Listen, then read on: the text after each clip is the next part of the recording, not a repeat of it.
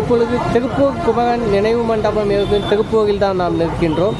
திருப்பூர் குமரன் 1932ஆம் ஆண்டு பொங்கலுக்கு சில தினங்களுக்கு முன்பு தான் இறந்து போயிருக்கின்றார்.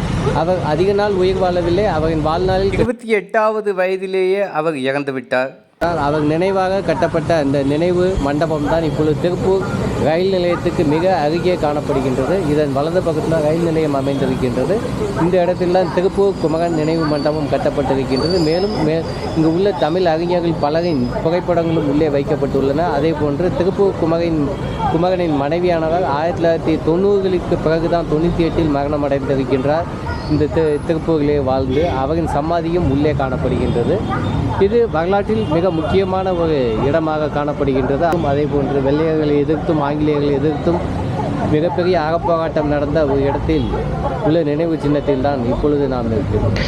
திருப்பூர் குமரன் எப்படி போராடி உயிர் துறந்தார் என்பதை புகைப்பட காட்சிகளாக உள்ளே அந்த மண்டபத்தில் வைக்கப்பட்டுள்ளன. அனைத்து காட்சிகளும் அவர் போராடியது, அடிபட்டு இறந்தது, வைத்திய உதவி கிடைத்தது, அதன் பிறகு அவர் உடனே இறந்துபட்டிருக்கின்றார், அடக்கம் செய்யப்பட்டது வரை உள்ள காட்சிகள் அங்கு பதிவு செய்யப்பட்டுள்ளன. அதே போன்று நினைவு தூணும் வைக்கப்பட்டுள்ளது. கீழே உள்ளது நினைவு தூண். அந்த திருப்பூர் குமரனின் அண்ணாவின் மனைவியானவர் தற்பொழுதுதான் இறந்துள்ளார். கடந்த சில 10 ஆண்டுகளுக்கு முன்பு அவருக்கும் அங்கு சமாதி வைக்கப்பட்டுள்ளது. அதே போன்று திருப்பூர் மாவட்டத்தில் பிறந்து அங்கேயே போராடிய வேறு சில பல விடுதலை போராட்ட தியாகிகளும் தமிழ் அறிஞர்களின் புகைப்படங்களும் அங்கே வைக்கப்பட்டுள்ளன.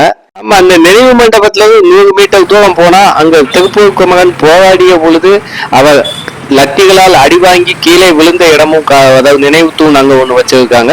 இந்தியன் ஓவர்சீஸ் பேங்க் முன்னாடி அந்த நினைவு தூண் சின்னதாக வைக்கப்பட்டுள்ளது. அந்த இடத்துல ஒரு சர்ச் அதாவது தேவாலயம் காணப்படுகின்றது. அதன் எதிரே ஒரு காவல் நிலையம் காணப்படுகின்றது. இவ்வாறான வரலாற்று தகவல்களை உடனுக்குடன் தெரிந்து கொள்வதற்கு நெடியோனுடன் இணைந்து பயணியுங்கள். நான் உங்கள் பழனிக்குமார் மாடசாமி.